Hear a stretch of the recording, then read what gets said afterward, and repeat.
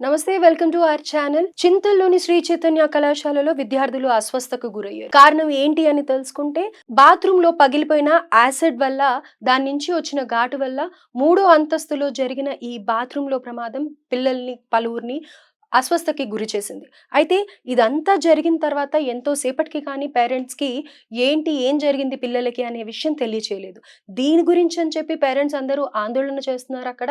So పూర్తి వివరాలు, అసలు ఏమైంది, ఎలా ఉన్నారు పిల్లలు ఇప్పుడు అనే పూర్తి వివరాలు తెలుసుకుందాం. ప్రస్తుతం మనతో పాటు మన రిపోర్టర్ తేజ లైన్‌లో ఉన్నారు. వారితో మాట్లాడి పూర్తి వివరాలు తెలుసుకుందాం. హలో తేజ. మేడం చెప్పండి. సో శ్రీ చైతన్య కళాశాలలో అసలు ఏం జరిగింది? పిల్లలు ఎందుకు అంత తీవ్ర అస్వస్థతకి గురయ్యారు? రైట్ మేడం, ఇది వచ్చేసి చింతల్లోని హైదరాబాద్ దగ్గర చింతల్లోని శ్రీ చైతన్య పాఠశాలలో విద్యార్థులు తీవ్ర అస్వస్థతకు గురయ్యారు.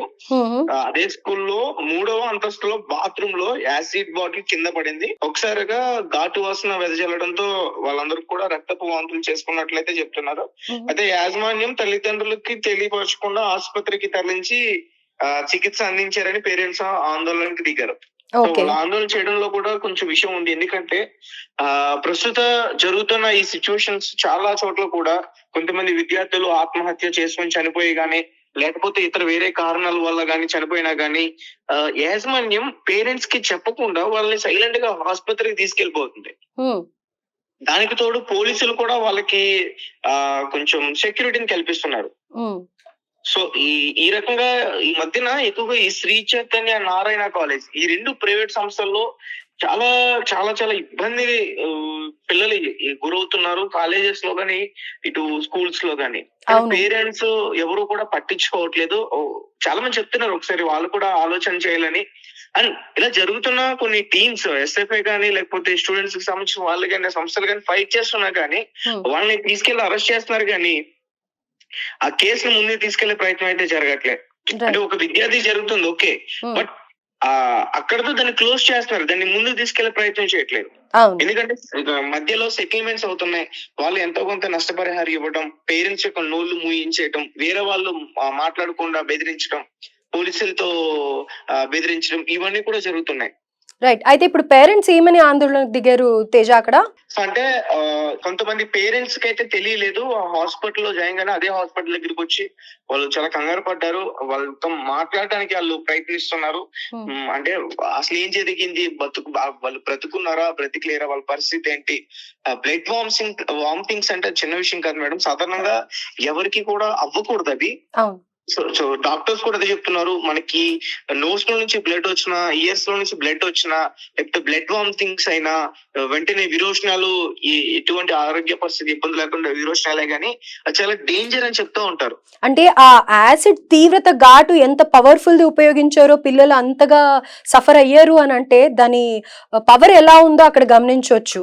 సో పిల్లలు ఉన్న చోట అలాంటివి వాడటం, మరి అదే విధంగా వాళ్ళు చేసిన తర్వాత కూడా ఇంకా పిల్లల గురించి ఏ ఇన్ఫర్మేషన్ తల్లిదండ్రులకు ఇవ్వకపోవడం గురించి కూడా అనుమానాలు వ్యక్తం చేస్తున్నారు. అంతేనా? ఇందులో పూర్తిగా అనుమానాలు అయితే ఉన్నాయి. అసలు పిల్లల పరిస్థితి ఎట్లా ఉంది, అసలు ఎంత మంది ఉన్నారు లోపల, ఆ పేరెంట్స్ వాళ్ళతో మాట్లాడడానికి ప్రయత్నిస్తుంటే వీళ్ళు ఎందుకు అడ్డుకుంటున్నారు, అంటే ఒక అనుమానం అయితే ఖచ్చితంగా వస్తుందండి. చూస్తున్నాం కదా, ప్రతిదీ హాస్పిటల్ ఉంటున్నారు, కానీ చివరికి ఒక దుర్వార్త అయితే బయటకు వస్తుంది. అంటే చనిపోయారనో లేకపోతే ఇంకా చెప్పలేమనో ఇలాంటి వార్తలు వస్తున్నాయి. పేరెంట్స్ కూడా అందుకే ఆందోళన చేస్తున్నారు. ఈ శ్రీ చైతన్య కాలేజ్ యాజమాన్యాన్ని పూర్తి నిర్లక్ష్యం కనిపిస్తుంది. మీరు అంతంత డబ్బులు పెట్టి అంతంత కట్టించుకుంటారు, కనీసం ఎందుకు శ్రద్ధ తీసుకోరు? ఇలాంటి వాటి పట్ల నిర్లక్ష్యం ఎందుకు చూపిస్తున్నారు? లక్షలు దోసుకుంటారు, అది అందరికీ తెలిసిందే. ఇప్పటికే దీనిపైన చాలా మంది చెప్తా ఉన్నారు. వాళ్ళు అన్ని డబ్బులు దోచుకుంటున్నా గానీ పిల్లలకి నాణ్యతమైన ఫుడ్ పెట్టట్లేదు, హాస్టల్స్ సరిగ్గా ఉండవు, హైజీనిక్ రూమ్స్ ఉండట్లేదు, సరిగ్గా రూమ్స్ ఉండవు. ఒకే రూమ్ లో ఒక 10 మందిని, అంటే 3-4 ఉండే రూమ్ లో 10 మందిని పెట్టడం, ఇట్లాంటివన్నీ కూడా జరుగుతున్నాయి. కానీ పేరెంట్స్ ఎవరు కూడా వాటిని పట్టించుకోకుండా, అంటే ఒక సంస్థ మంచి పేరు, ర్యాంకులు వస్తున్నాయి, వాళ్ళకి సంబంధించిన కొన్ని యాడ్స్ చూసి మోసపోతూ ఉంటున్నారు పేరెంట్స్. సో ఇది కూడా అలాగే జరిగింది. ప్రస్తుతం ఆ పిల్లల పరిస్థితి అయితే చాలా ఇబ్బందిగానే ఉంది. ఏదేమైనా 24 hours గడిస్తే గానీ డాక్టర్స్ కూడా చెప్పలే ఉంటున్నారు. పేరెంట్స్ అందరూ కూడా చాలా భయపడుతున్నారు. ఒక లేడీ పేరెంట్ తన ఆవేదన సంబంధించి ఒక వీడియో కూడా బయటకు వచ్చింది. అంటే దీన్ని కప్పిపుచ్చే ప్రయత్నం చేస్తారు. ఇప్పటి వరకు దీనికి సంబంధించి డీటెయిల్స్ బయటకు రాకుండా ఆ మేనేజ్మెంట్ కూడా మేనేజ్ చేస్తుంది. ఓకే. ఆమె ఏం చెప్తుందంటే మేనేజ్ చేస్తున్నారు, అంటే మేనేజ్ చేయగలుగుతున్నారంటే పోలీసుల యొక్క పూర్తి బాధ్యత కూడా, అంటే వాళ్ళు కూడా వీళ్ళకి ఫేవర్ గా ఉన్నారనేది ఆమె చెప్తున్నారు. వీడియో చూస్తే మనకి పూర్తిగా క్లారిటీగా అర్థమవుతుంది. ఏదేమైనప్పటికీ ఇది ఒక చాలా దారుణమైన సంఘటన.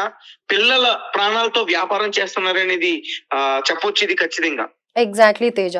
సో ఇది information, right? Okay, thank you Teja, thank you. So ఇప్పుడు పేరెంట్స్ ఎంతగా భయాందోళనకి దిగడానికి కారణం ఏంటంటే, రీసెంట్ గా కూడా ఎన్నో వీడియోస్ శ్రీ చైతన్యవి కానీ, నారాయణవి కానీ, సో కాల్డ్ పెద్ద పెద్ద కాలేజెస్వి కానీ బయటికి వస్తూ ఉండడంతో అందులో జరిగిన మామూలుగా ఇలా కడుపు నొప్పనో లేకపోతే ఇంకా ఏదో అని చెప్పిన పేరెంట్స్ పేరెంట్స్ వెళ్ళాక అక్కడ అనుకోని విధంగా సిచ్యువేషన్ ఉండే వరకు డైజెస్ట్ చేసుకోలేకపోతున్నారు. ముఖ్యంగా ఇదే రీజన్ అయి ఉండొచ్చు, ఆ పేరెంట్స్ కూడా ఇంకా ఏం జరిగిందో అన్న భయానికి వాళ్ళు చాలా ఆందోళనకు దిగినట్టున్నారు. అండ్ అది కాకుండా డెఫినెట్ గా అంత పవర్ ఉన్న యాసిడ్ వాడటం పిల్లలకి హార్మ్ చేసింది. అట్ ది సేమ్ టైం అంతమంది విద్యార్థులు సిక్ అయ్యారు అని అంటేనే అక్కడ మనం ఆలోచించాలి. అండ్ పేరెంట్స్ కూడా డెఫినెట్ గా దీనికి తగిన యాక్షన్ తీసుకోండి. మీరు ఏ కళాశాలకి వెళ్తున్నా కానీ, ఏ కాలేజ్ అయినా సరే మీకు రైట్స్ ఉన్నాయి. మీరు డబ్బులు కడుతున్నారు. మీ పిల్లల చదువు ఒక్కటే కాదు ఇంపార్టెంట్, వాళ్ళ భవిష్యత్తు, వాళ్ళు ఉన్న ఎన్విరాన్మెంట్ కూడా చాలా ఇంపార్టెంట్. మీరు ఇన్ని సంఘటనలు చూసిన తర్వాత కూడా మీరు వెళ్ళి ఏ హాస్టల్లో జాయిన్ చేస్తున్నారో ఆ హాస్టల్ని చెక్ చేయండి.